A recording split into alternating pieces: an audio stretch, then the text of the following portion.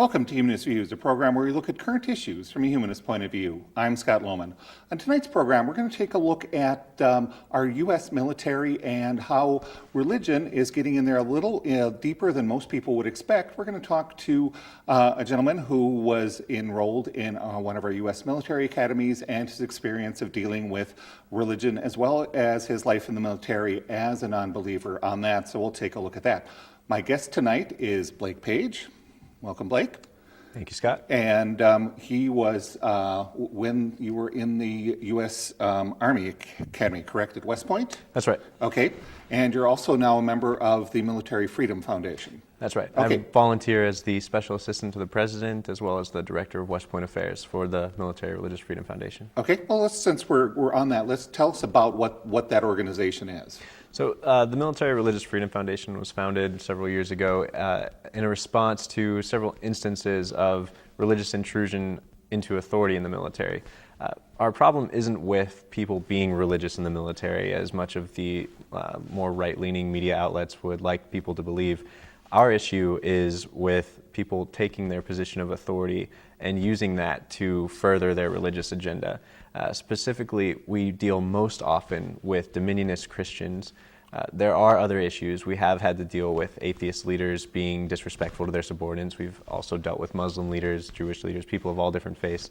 But the overwhelming majority of our cases come from evangelical dominionist Christian leadership trying to coerce their subordinates to follow their faith. Okay, and so that's what we usually consider the more conservative, both in terms of politically as well as religiously, correct? Or how are they defining that? I would say it's much more specific than that. Okay. Many of our allies are conservative Okay. in their religious beliefs and political beliefs. Okay, cool. Actually, 96% of our clients at the MRFF are religious people who have been told that they're not religious enough or that they're not the appropriate type of religion. So it's an unfair characterization to say it's just conservatives, as it's a step beyond conservatism, which is what we deal with is beyond conservatism. It's dominionism, which it crosses into constitutional issues. Okay, and the dominionists are the ones, they're not the rapture ones, the ones who believe that the good Christians are going to be taken out of the world before the bad stuff. I think they're the ones that say we have to have 1,000 years of us being in charge before God's going to come in. Well, there's a lot of overlap there. Okay. There are many Michelle Bachmann is what we would consider a dominionist. Okay. She wants a Christian government in the United States. Okay. And dominionist leaders in the military would be officers who believe that we have a Christian army. It should always be a Christian army to fight for Jesus. I've encountered some of these officers personally. They are not the majority. They are a very vocal minority, and they are a minority in authority, which can be very, very problematic. It sounds like it. So, now we've got a background on sort of what's going on. Tell me a bit about yourself. Were you always a free thinker or an atheist, or did you grow into that? Well, I started out in a somewhat religious family, I guess a nominally religious family. We went to church from time to time. By the time I was about 8 or 9 years old, I had developed serious questions and doubts. I couldn't get legitimate answers from my youth pastors or Sunday school teachers, and by the time I was in middle school, I had confirmed that I was an atheist and did not believe in that. Later on, I had some troubles when I was in my high school years, and as a response to that, I fell back into religion as a way of coping, and I found it very comforting for a short period of time. But once the traumatic events that I was dealing with were past, I realized that I was forcing myself to conform to something to find comfort. And I never truly believed it. There was a period of time where I was very active in a church, but during that time I forced myself to stop reading the Bible in order to be sure that I didn't see any contradictions, and so that I could tell myself that it was true. But by the time I got into the military, I was back again to being very comfortable and confident as a non-believer. Yeah, it's interesting because we find a number of people become non-believers by actually reading the Bible. Oh, yes. Yeah, because he keeps finding the spots and going, it's just not making any sense. Yeah, well, it just doesn't make sense. And then there were a few parts of Leviticus that stood out to me as patently immoral. Yeah. A lot of stonings and bludgeonings and things that I couldn't agree with. Yeah, a bit bloodthirsty for really minor infractions. Yes. Okay, so were you always interested in being in the military? To some degree. I mean, I did grow up in the South Okay. for the most part, and Okay. there's a strong respect and high regard for military service, and I guess I was indoctrinated in that, and I thought Okay. very highly of the idea of service. Sure. When it came down to the pragmatics of it, though, I joined the Army mostly with the intent of getting away. I wanted to escape the doldrums of the area that I was living in, some other issues that I had back home that I wanted to separate myself from, family challenges and such. And I saw the military as a very good way to do that, a way to go forward into a career instead of just getting a job. Okay. So what was it like being at West Point, just, as a cadet learning, and then what was the environment like as far as that? Stressful. I think anyone who has been to any of the service academies will tell you that it's a stressful experience. The religious environment at West Point leaves a few things to be desired as far as equality is concerned. There have been many instances there with chain of command promoting attendance to Bible studies and things like that. I regularly received reports from underclass cadets about things like that happening. Generally, these issues are resolved at the very lowest level, so they're not very well publicized. Personal things that happened to me, I've been ordered to see chaplains for spiritual development, which is an unlawful order, but an order given quite often nonetheless. I've been told that I have a hole in my heart that needs to be filled, the typical rhetoric. And then those personal instances, I didn't really take much. I didn't take them as personally as I suppose I should have, but when I began hearing reports of the same thing happening to others, it began to bother me significantly and bothered me enough to speak up in the way that I did at my resignation from West Point. Which was rather dramatic. Yes, it was fairly loud. That was certainly intentional. The goal was to make noise on my way out.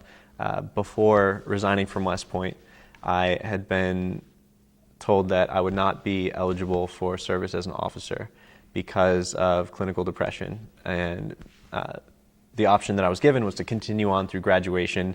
I would graduate, get a diploma, get a West Point ring, all of the benefits of having graduated from a military academy. I would have been debt-free, and I would have had no service obligation. It was very clearly explained to me that that was my situation, and it would not have been a challenge for me to finish out my last few months at West Point. But at the same time, I had a very strong desire to find some way to see to the betterment of the position for non-religious and people in minority religious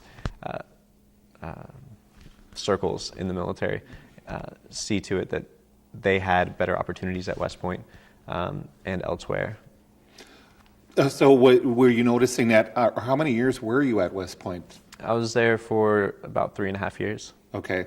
So did you notice that when you first arrived, or was it something that you gradually picked up in that environment? It's something that I knew about before I got there. I was enlisted before going to West Point. And Okay. in my time enlisted, I'd experienced the typical, the option of, you can go to church or you can clean the barracks.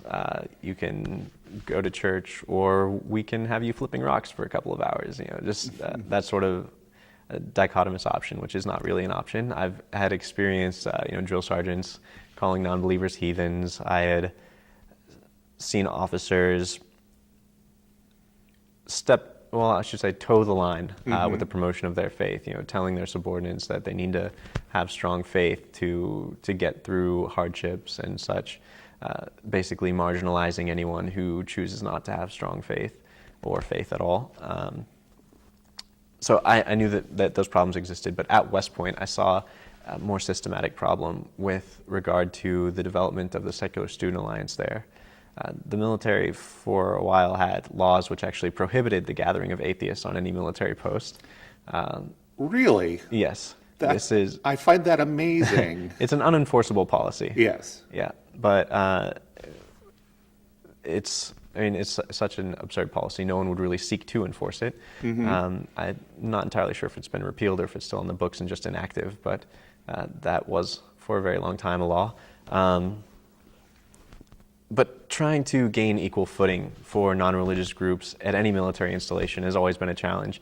We saw all the hubbub over Rock Beyond Belief, trying to do a counter event, and not even I mean, there was nothing negative about Rock Beyond Belief, but they were still not able to get the same funding, or even comparable funding to what these Christian organizations were.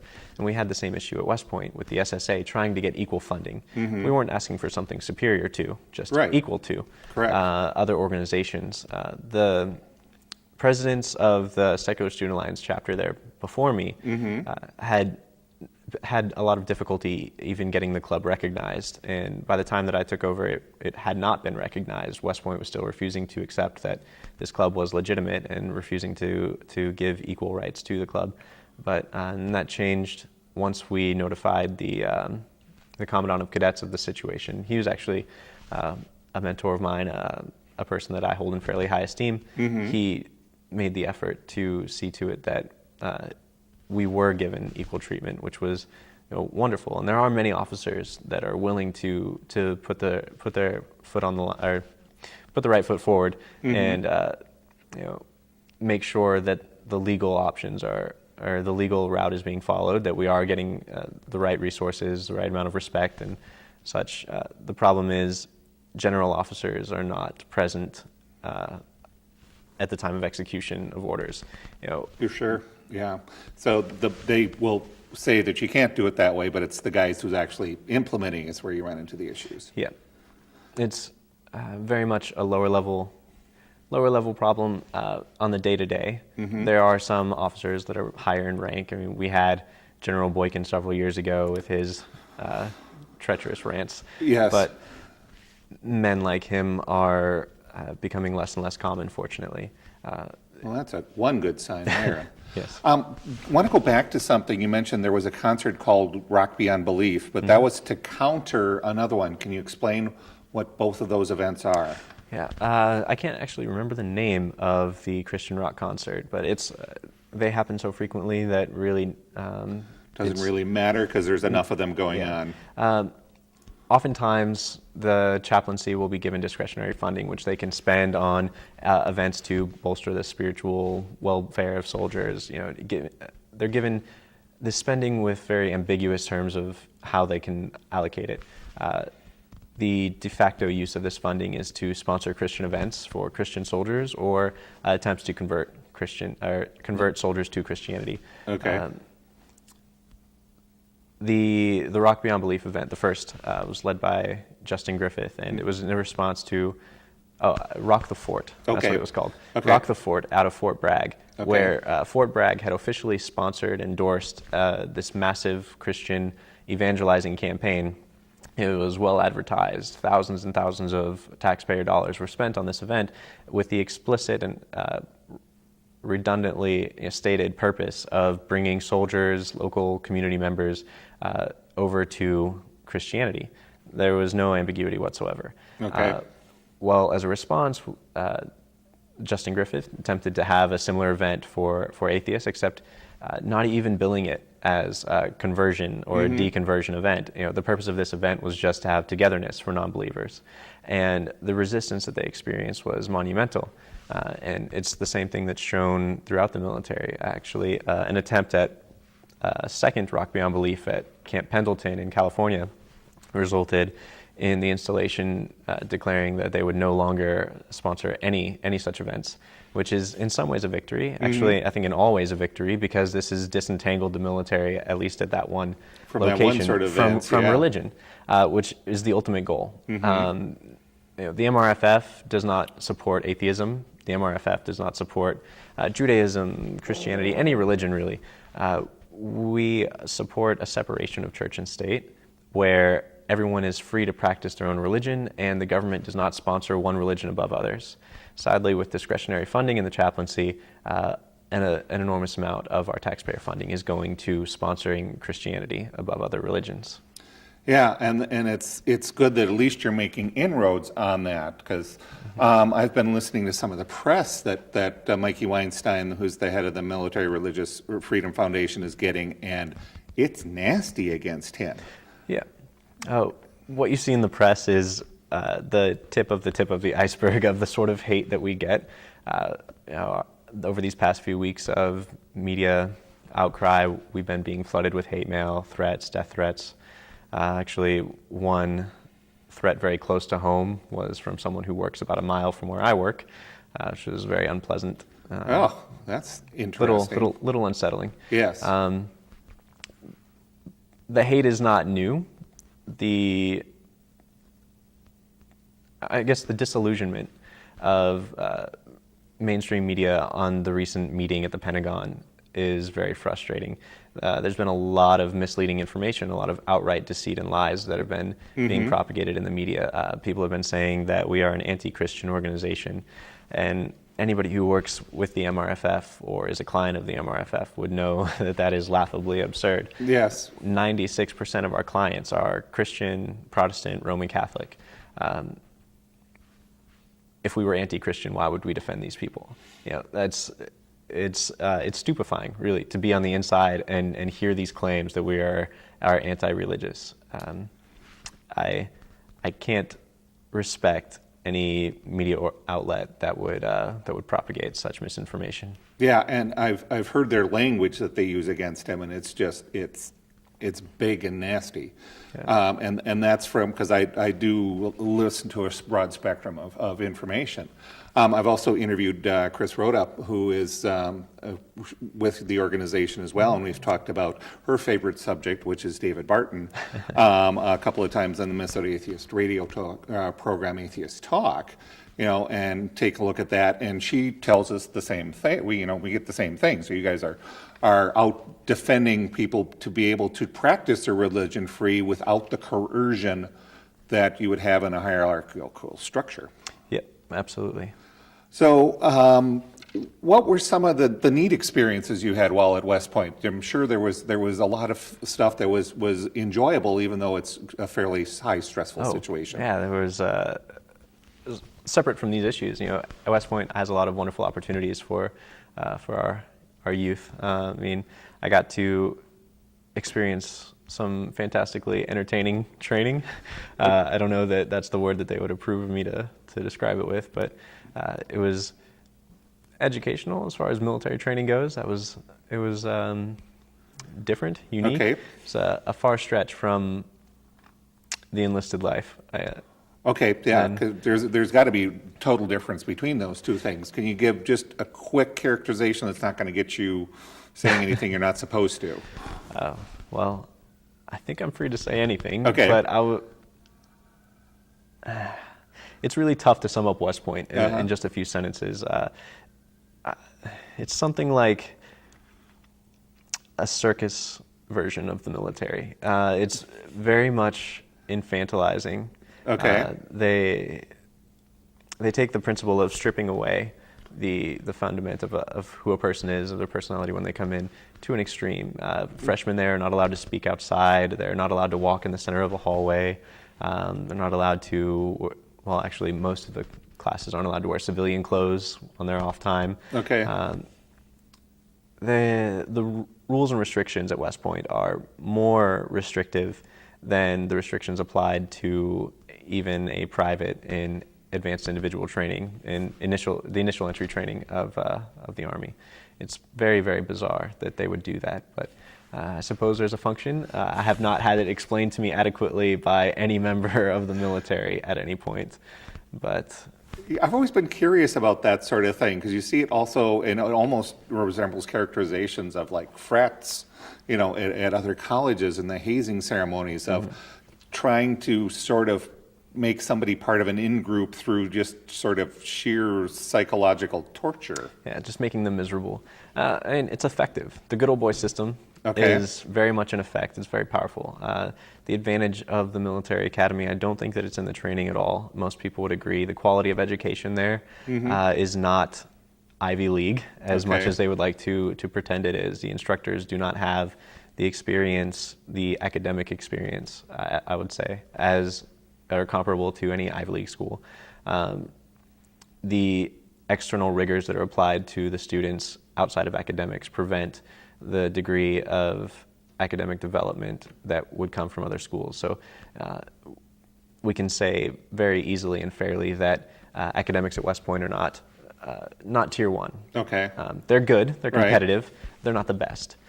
So that's not the benefit of the military academy. The military training at the military academy is perverse, to say the least. Many enlisted men and women will complain that West Pointers are of a lesser stock, I should say, Okay. than other leaders. I've heard supporting statements and opposing statements. The consensus that I get is there is, at best, no difference as far as performance of an officer from an academy graduate as compared to an ROTC graduate.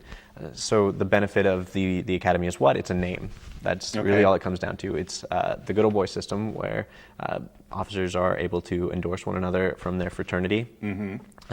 Those who also suffered through the rigors of plebe year and the 3 years of fun that followed. Okay. And just those that carry the name West Point. It seems to be riding more on a legacy than on modern development. Okay. Yeah, I was just curious about that because my dad served in the Army, but just is just sort of did some clerking work on that. So we don't have a strong military thing, but I do have history in my family. One of his cousins flew in World War II on that, so we have that going on because I was always curious about finding out sort of these inside things, especially now we seem to be we have parts of our country that want us to be on war footing all the time. Were you able to observe things related to, say, what Eisenhower talked about the military-industrial complex? Probably not at your level. Not so much. Okay. No. So with the organization, the Military Freedom Foundation, what are some other goals that they're working towards as far as being able to help? We're very much a one-goal organization. Our goal is to have a military that respects the religious rights of all of its service members.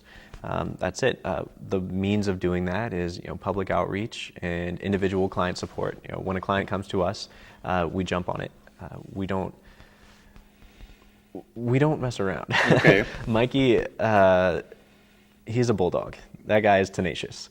When we get a complaint from a soldier, airman, Marine, regardless of their religious background, if someone is being harassed, their chain of command is going to know about it quite quickly, and something will be done about it.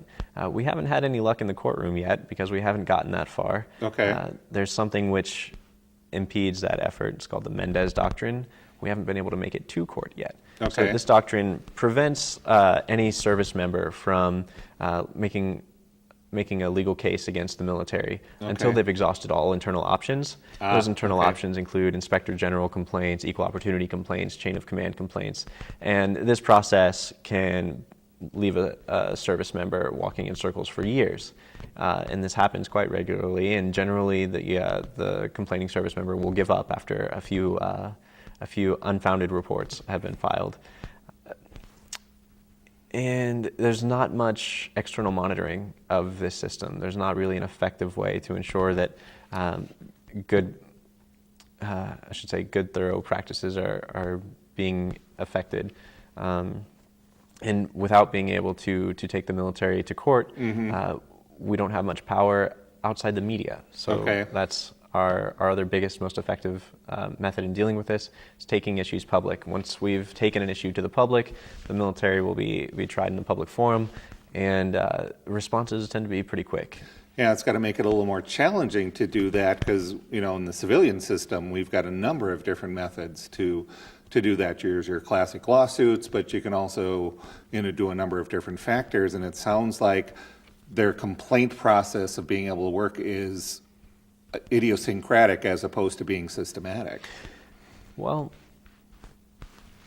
it is systematic, but the problem is just there's not much support for people who complain in the military. Okay.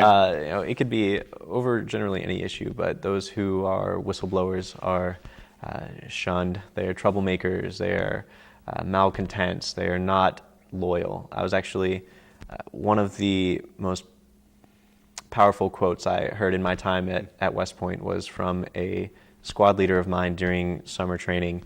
He told me to my face in a formal counseling that I need to stop worrying about doing the right thing and start worrying more about what other people think of me. And that's something I've seen played out many times. I've seen that expressed in many different words, but having that statement made directly, openly in the light of day during a formal counseling was very shocking to me, and that was fairly eye-opening. I've heard other comments. People will say, "Well, you need to be loyal to your organization." Yes, but ultimately, shouldn't our organizations be loyal to the Constitution? And that's something that I see personally as very, very obvious. It's not something in debate. It's not something to question. Because don't you take an oath to support the Constitution? Actually, not at West Point. Oh, okay. At West Point, you take an oath to your superior officers, which I was very surprised to find. One of the, I didn't even notice it at the time I took that oath, but cadets swearing into the academy as plebes, as freshmen, that oath reads to their commanding officers. Later on, they take an oath to the Constitution when they commission as officers, but while cadets, the oath is not to the Constitution. Interesting. It's very peculiar. But there are many organizations in the military that have an incestuous nature. They are more concerned for the benefit of the organization, the individual organization, than for the defense of the Constitution, which we are at large sworn to protect in the armed forces. Yeah, that makes it very interesting, especially since we're trusting these people with weapons. That concerns me. We're down to about a last minute here. What would be some advice to somebody who's inspired to go through that, go there, but may not be part of their mainstream? You know, is it just perseverance, or is it going to be a tough slog for anyone? It's only tough if you make it tough for yourself. Okay. If you want to go through it and you're comfortable being quiet, go for it. Be ready to be ordered to pray. Be ready to be strongly encouraged by your chain of command to go to church. Expect a lot of prayer circles, but all in all, you know, it's not going to make or break someone. The religious discrimination in the military that I've seen is mostly just uncomfortable. It's pressure. It's unlawful. It shouldn't be enough in most instances. On the average day-to-day, it shouldn't be enough to break someone. So I would say go for it. You know, the country needs good men and women. Okay. Well, it was interesting. So it's been great having you on the program, Blake. Appreciate it. You know, you took a tough stand for that issue. So, you know, I appreciate what you did on that for bringing that out in the public to let people know, you know, what's going on within our military. All right. Thank you very much for having me. Thanks for being on the program. And for more information about us, the Humanists of Minnesota, you can go to our website at humanistsofmn.org. There's more information on our group, on meetings that we have going on, meetups you can join. There's also older editions of this program, so take a look at those. We'd also like to hear what you think of this program and any topics you'd like us to cover in the future. So do that. You can send us an email or one of those old-fashioned letters and put that in the mail to us. So I'd like to thank you for joining me in this edition of Humanist Views. I'm Scott Lohman. Good night.